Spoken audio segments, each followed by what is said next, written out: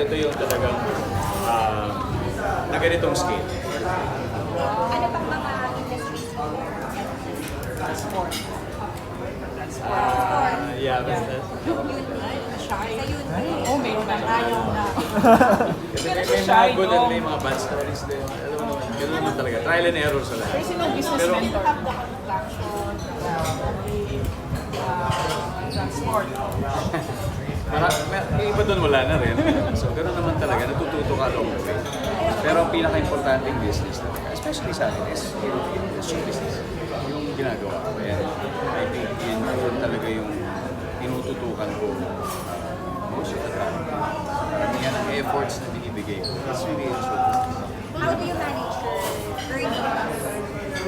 Siyempre malaki yung earnings mo. How do you ensure na napupunta siya sa spend or ni-invest siya wisely? Just invest wisely. Hindi, siyempre, you have to first analyze it. Sabi na talaga, mag-aralin mo lahat ng sitwasyon bago pasukin. Lalo na sa business kasi halaga yun. Mahirap naman na yung hard-earned money mo ay masunog, di ba? Dahil sa maling desisyon. So, kailangan talaga mag-aralin. Hindi mo ba tago ng buhay mo ngayon, career buhay mo, hindi lang naabot mo na yung babalik mo yung TGIF day, naabot mo na yung nung pangarap mo lang or more than pa. Kaya parang feeling mo ba you want more pa? May ganun ka. Ikaw. Layo na, di ba? From Siguro, nung nagsisimula ako, hindi ko naman na-imagine pa itong mga bagay na ito. Kasi yung consciousness ko wasn't even here. Siguro let's put it that way. And as we grow, nagbabago rin yung consciousness natin at yung learnings natin tungkol sa iba't ibang bagay. And therefore, mas nagiging malawak din yung exposure mo sa mas maraming opportunities.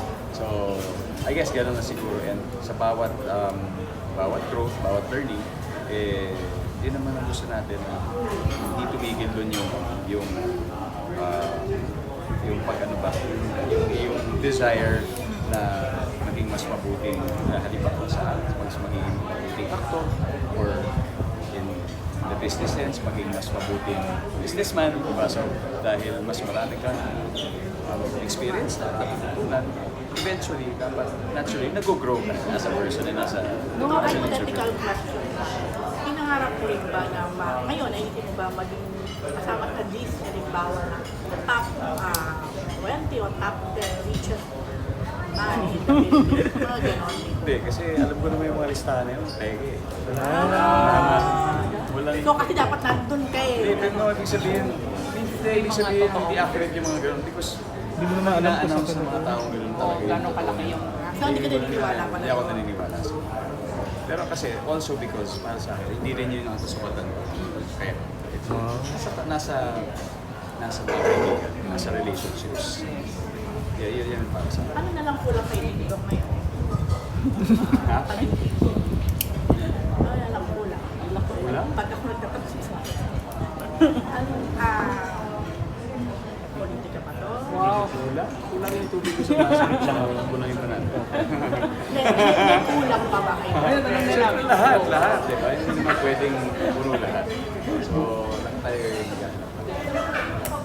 Kulang ng tubig.